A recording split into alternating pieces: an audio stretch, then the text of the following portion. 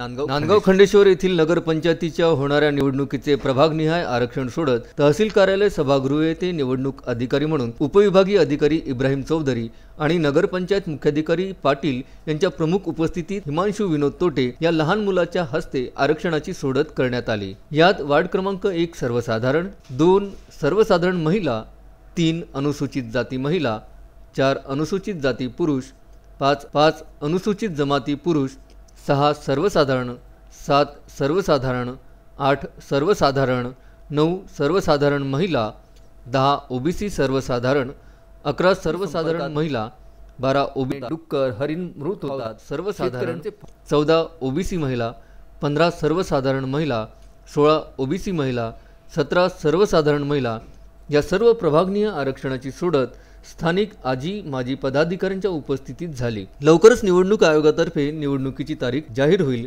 असा प्राथमिक अंदाज आहे। उत्तम ब्रह्मणवाडींसह उमेश चव्हाण, विदर्भ न्यूज, नांदगाव खंडेश्वर।